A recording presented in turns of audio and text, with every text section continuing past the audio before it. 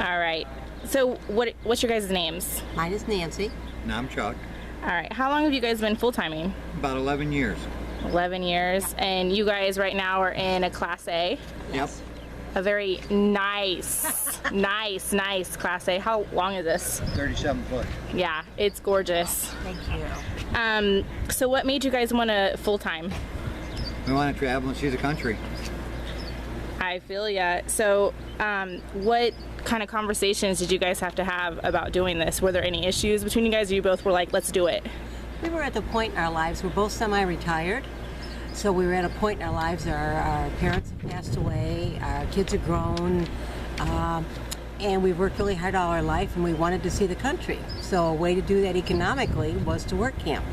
So And at our point in time, we owned a 4-bedroom house on a lake in Virginia in a gated community, and that was way back when the housing market was really booming. So we were able, and we lived an hour south of Washington, D.C., so of course people were dying to get out of D.C. and move within an hour's drive, and we sold our house within a couple months and hit the road. We hit the road, paid off all of our bills, bought a big truck and a fifth wheel, and we've been on the road ever since. That brings me to my next question. How many RVs have you guys had? This is our fourth one. Fourth one. Can I ask what kind of RVs have you had? What have you gone through? We had a Forest River, a Cardinal, which was the best rig that we've had other than this one. We've had three fifth wheels and the motorhome. We had two Dutchmen. We had a Dutchman Colorado and we had a Dutchman Infinity. And we'd never buy a Dutchman again. We were very, very disappointed in the quality. In the quality and the workmanship. And I think that for anybody starting out new work camping, the one thing that we've learned is that you are going to have problems with them, and the important thing is that you have a company that steps up to the plate.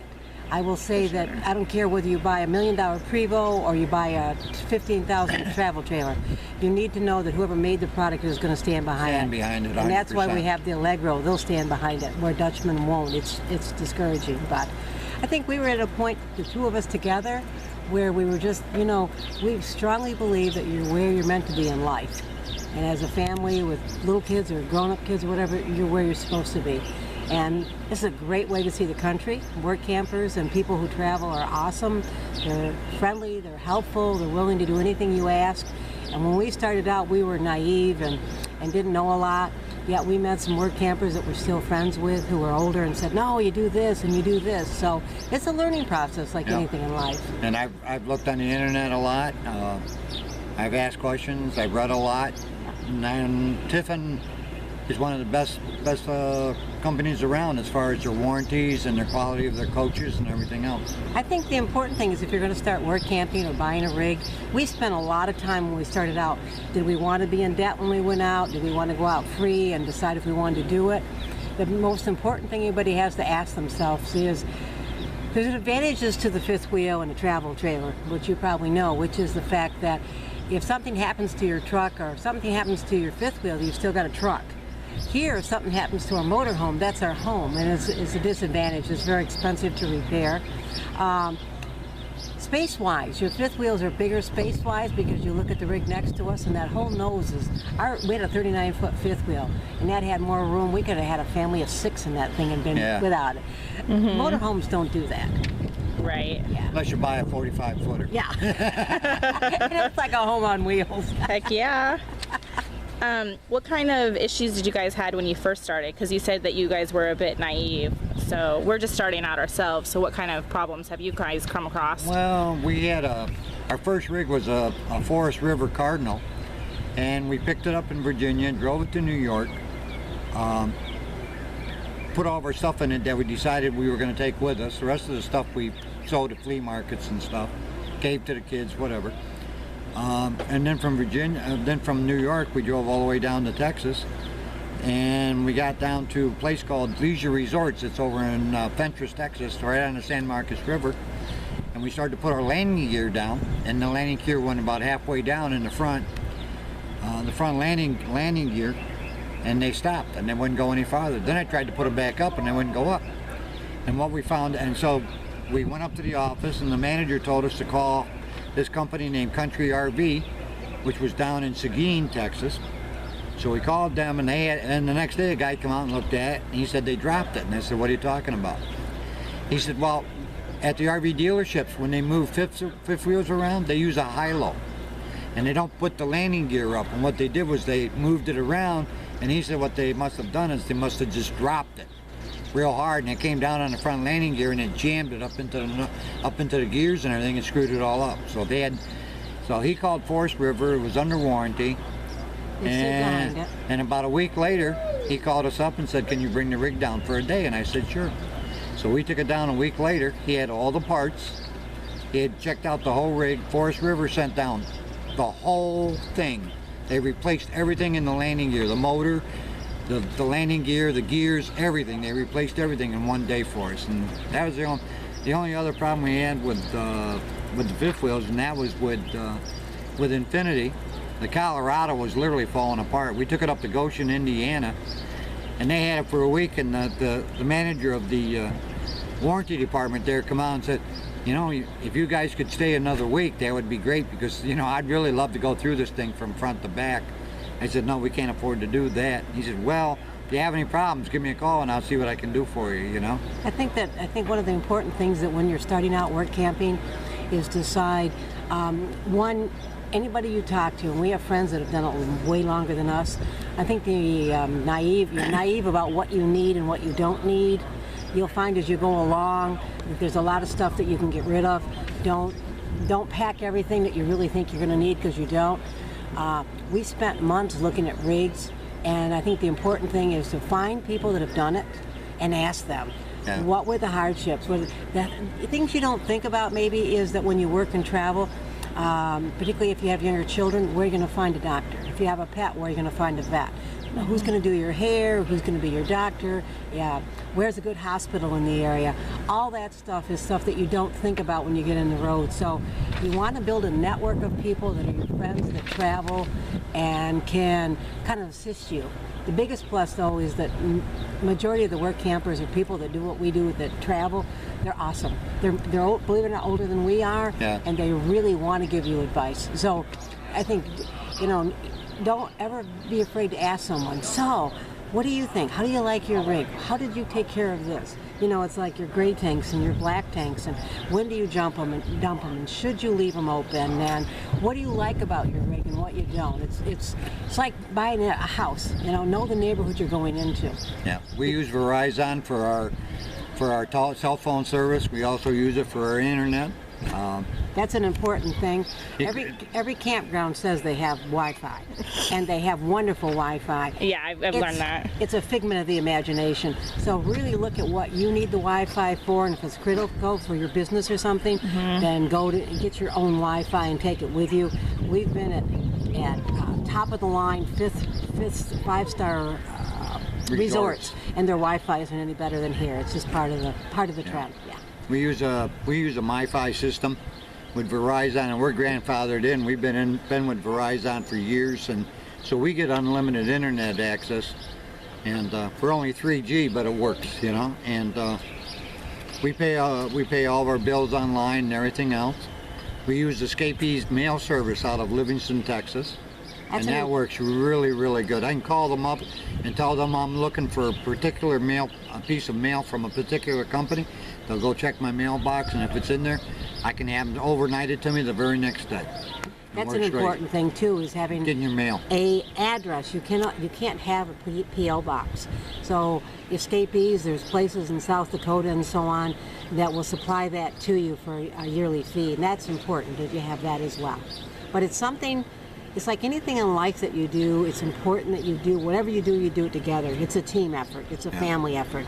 One of you can't want to be there and the other one not be. I think we've always agreed that if one of us isn't happy, the other one says, okay, where are we going next? It's never a case of, well, you have to suck it up and be with me.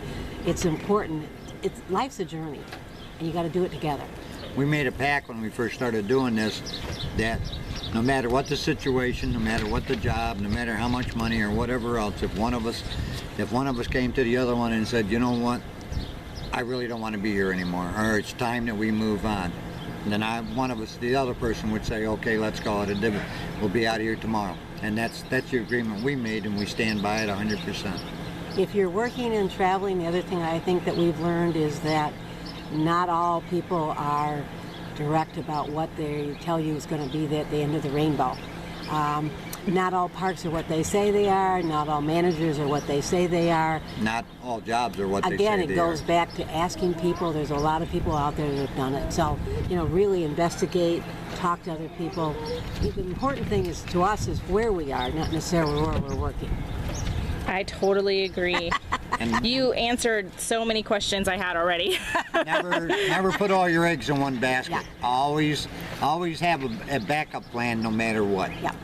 That's a good idea. Yeah. How many states have you guys been to already? Oh, my Lord. Oh, God. Have you hit them all? No, we've still got a long ways to go. We were both on the East Coast most of our lives. We've been in Florida and Pennsylvania and Mississippi, Virginia, Louisiana, Virginia. North Carolina, South Carolina. The key, though, I think, is that we've learned you can't manage and travel because managers require a commitment of like a year. The important thing is, and we went to South Dakota in April. That's not maybe the best thing to do. Always when you are going someplace, look at the climate, look at the weather. They say these rigs are made for, 20 below and everything else. They're not. You know that. They're not. So really look at the area you're going in and know what's in the area. We went into a campground and they said, oh yeah, we have Wi-Fi, we have this, we have that. We got there, you couldn't even get cell phone service on Verizon. So we've traveled a lot. We're going to the East Coast. We'd like to go to Oregon and Washington. But you know what? The bottom line is that this country is truly spectacular. There is so much to see. You don't need a lot of money to do it. There's so much free stuff. And the best thing we've learned is there's a lot of great people out there. And Yep. you've got to meet them and you've got to interact with them. We're talking about going to Yuma maybe this winter. Yeah. And Yuma's not that far from Vegas, and maybe taking a couple of days and drive over to Vegas, and Yeah. maybe next spring and summer we're talking about maybe going up to Wyoming, Utah, up in that area, and maybe up to just whatever we can find up there to work for the summer up there. That's awesome. What kind of work camping jobs have you guys had? We started out, it's interesting, there's a job out there that you can work for site only. We started out working for site only. We didn't realize how great it was. We worked 4 days on and had 8 days off. We were down near San Antonio. It was awesome. We've managed. I will tell anyone that manages, it is a job.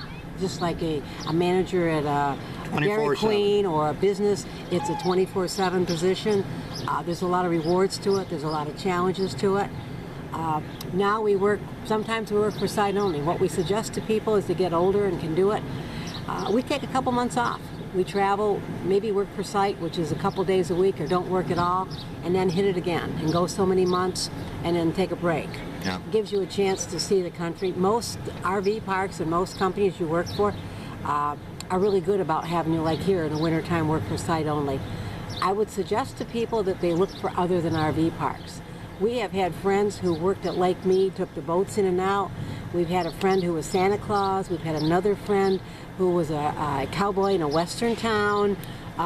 We have friends of ours that every winter for the last 9 years, they go back to Florida and they work for Publix. public supermarket Yeah. in Florida. Publix. And the people love them there. And these people are probably in their 70s. Yeah. And they go back there every winter and they work 3 or 4 days a week just to supplement their income. And Publix loves them. They told them they'll always have a job with them. You hear about house sitting jobs.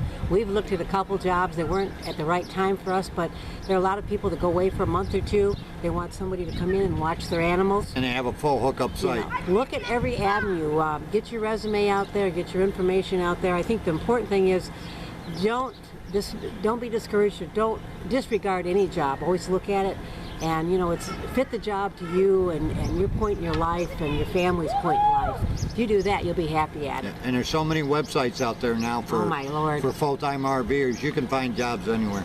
And most of them are free. So, and again, when you're in a campground, talk to somebody who's done it. So what site did you go to? Where did you find your job? Don't always base it on the company, base it on the managers, because the managers are the one that actually run the park. I agree.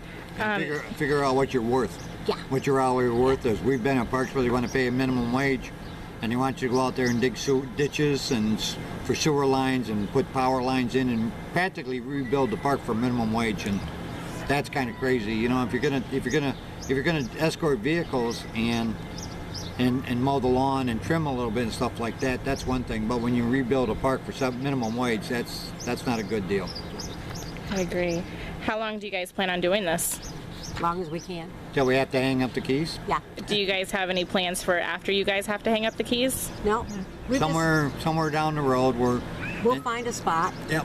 Again, what we said, we feel we're where we're supposed to be in the divine wisdom of God or whatever, and we feel that somewhere down the road we're going to find ourselves a nice little, maybe quarter-acre, half-acre lot, and we're going to look at it, and she's going to look at me, and I'm going to look at her, and we're going to say, yep, this is where we're going to buy this lot, Yep.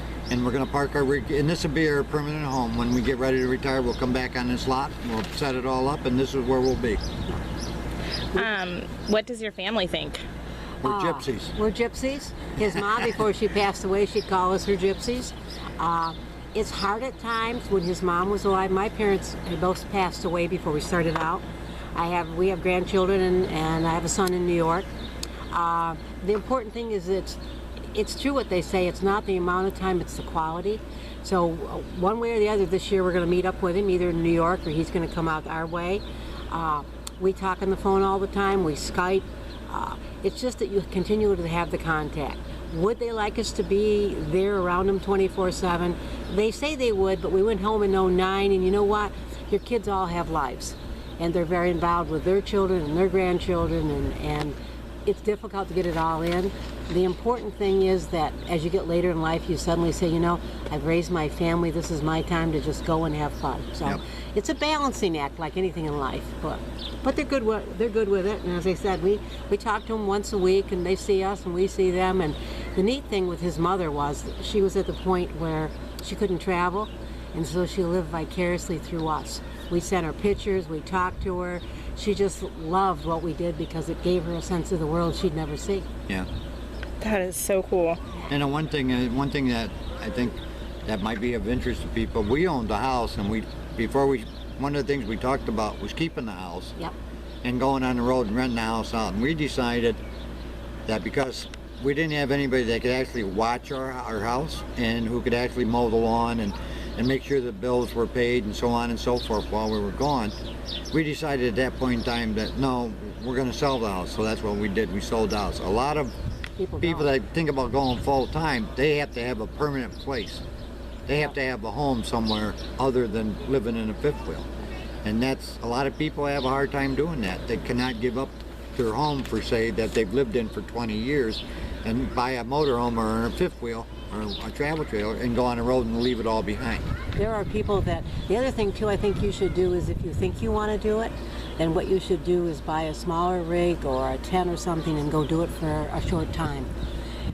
We've got friends that started it and they did it quickly and they didn't really think about it, and they did it for a short time, and then they went and said, oh no, we're not going to do it anymore. They had to go back and start all over again, buy a house, get other jobs. Yeah. So before you just cut loose everything, sell everything, pack everything up, make sure that's what you really want to do. It's not the lifestyle for everybody. If you look inside our rig, even the big rigs, you can't pack everything. You're limited. It has to be something that doesn't break. You don't have wall space for pictures. I mean, it's any place you live. You compensate for some things with other things that are better. You just got to make sure it's something you want to do. It's a lot of adjustments. Yeah. You know, Yeah. we every time we move, we always downsize Yeah. or get rid of stuff because, you know, you're hauling dead weight around for years and you never use it. Yeah. You don't have closets full of clothes. You have one bag, a couple pairs of shoes. You don't have a lot of outfits because you just don't have the room for them. So, you know, look what, I guess, as a couple and as a person, look at what's important for you. And then once you set your priorities, see how they match up with traveling. Because you pack up, and when you pack up a motorhome or a fifth wheel, you have to put everything in, you have to pack it all up, you have to lock it all down. It's just, you know, it's a different lifestyle. Yeah. Another piece. We love it, but I don't know. There are people that don't want to do it. Yeah, another good piece of advice to people that are first timers, especially if you buy a rig, before you go out on the full-time road, take it out to a campground 2 or 3 times and try it out. That way, if there's any issues with it, you're going to find them right off the bat. And that way, you're close to where you bought it. You can take it back to the dealership and say, look, I need this fixed, I need that fixed. It's all under warranty, so and stuff like that. Don't go out on the road and be 1,000 miles away from where you bought it and find out that there's a major problem, you can't get it fixed. And when you start out, you know, do your internet searches. Look at the rigs. Look at the evaluation. There's thousands of websites now to where work campers and just people who travel full time that aren't work campers, they evaluate rigs, they evaluate parks, they do all kinds of it. Read everything you can before you go out and really check it out. I mean, it's because you get in some campgrounds and what they say is not what they are, so ask somebody first. Do you guys have any cool stories about places you've been or places you recommend visiting for sure? My absolute favorite is South Dakota. South Dakota. We were at a KOA at the foot of Mount Rushmore, and we came. The most amazing thing is the Black Hills were named that by the Indians because when they saw them with the pine trees, they looked black. They were all black. And the Badlands are there, and then the Black Hills are there.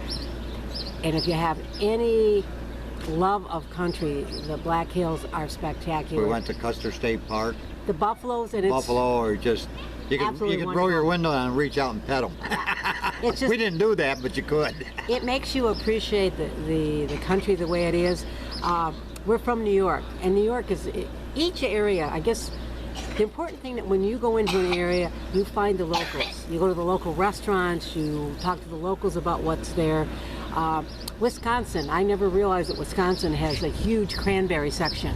You could see cranberry bogs for miles. They were unbelievable. You go to New York and the Finger Lakes and you see grapes, just winery hill after hill of grapes and apples and cold lakes and in the fall the leaves. So you need to decide, you know, go in, the minute you cross the state line, stop at the Welcome Center, get the books, see what's in the area. Get the information on the campus. That's a good idea. Yeah. Talk to them and find out what's there and make time to see it. Why we do what we do is to see the country. Navarre, we manage an RV park in Navarre, Florida. In Navarre, Florida, in that area over into Destin, Fort Walton Beach, and even Pensacola, they have the whitest sand beaches I have ever seen.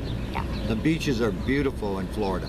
Right on the Gulf Coast, they are just spectacular. Yeah, and that's the thing though, the key is you find what's spectacular about every area. And it's not the money, it's not the elegant dining, it's the buffaloes roaming. You can, in the Black Hills, if you close your eyes for a second and open them, you can almost picture the Indians coming over the top of the hill, and the buffalo herd running. In Florida, you can close your eyes and open them, and you can see dolphins in the Gulf, and you can see the sun going down, and it's like a huge red ball. And you're just sitting there, you're having a drink, you're sitting there, you're talking about life and kids and stuff. That's the best times. Yep. That's the moments that you'll remember. That's the moments you remember from your childhood. It's not the money, it's the people and the places. Yeah. And That's if you ever what you go do to this South for. Dakota, go to bear country. With all the bears. Yeah. With all the bears. Yeah. They got more bears in bear country than I've ever seen anywhere. Yeah. Every state, every town is what you make of it.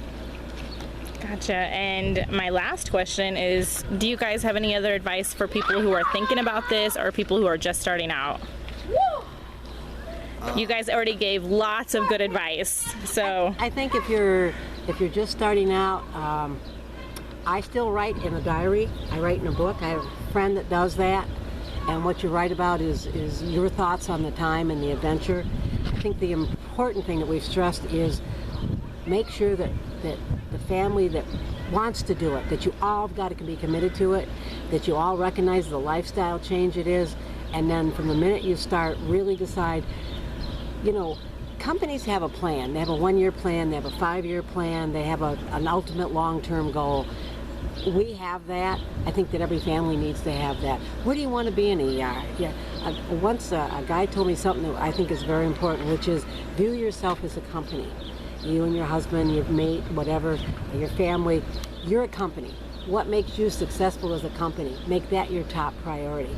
So if you make the 2 of you or the 4 of you, like we make ourselves, we're the top priority. Where do we want to be in 2 years, and then how do we get there? And go for your goal. And just ask people, you know, if they don't want to help you, but I'll tell you now, there's never been a time that we haven't been somewhere, you know, we've had trouble with an RV and somebody will come over and say, hey, you know, I had that same problem. So be open and receptive to people's ideas. That's And critical. pass it forward. Yeah, If and somebody- pass it forward, yep. Somebody helps you. We had a flat tire once, and a guy pulled up alongside of us and said, you got a flat on your rig? So we pulled over to the side of the road, and 5 minutes later I was out there trying to figure out how I was going to change a tire. And this guy pulled up in a van, got a out, jack. and he said, you got a spare? And I said, yeah. He said, well, let's get at it. And I didn't know him from anybody. And he said, you got a jack? I said, yeah. He said, well, get it out. We'll get this tire changed. And he helped me. We got the tire out and everything else. And he said, well, you're kind of low on air, but there's a gas station about 4 miles up the road. Just go real slow and you can put air in it up there. And I said, can I give you some money or something? And he said, no. He said, just do me one favor. He said, you're in Texas. He said, us folks in Texas always pass it on, so make sure you do the same. And you That's know what? awesome. The day you stop learning, whether it's be someone younger or older than you, the day you stop learning and it's the day you stop seeing the excitement in just life, that's the day you die. So, you know, as old as we are, Chuck's 69, I'm 68, we take a moment every day and we watch the birds, we stop and see the side of the road, we stop and just talk to people that we may never see again because Yeah. it's just interesting. There are so many older people in this world today that have had such a lifetime of living without all the neat things that we have. And they know how to live and they know how to make life. So you Look learn at all from the- everybody. Look at the big stuff, but also look at all the little stuff Yeah. that's around the big stuff, because that's just as important, if not more important. A lot of beauty out there. Yeah. We went today, for example. We went today and we went to I got my hair cut and so we said, you know, we've never been on this road.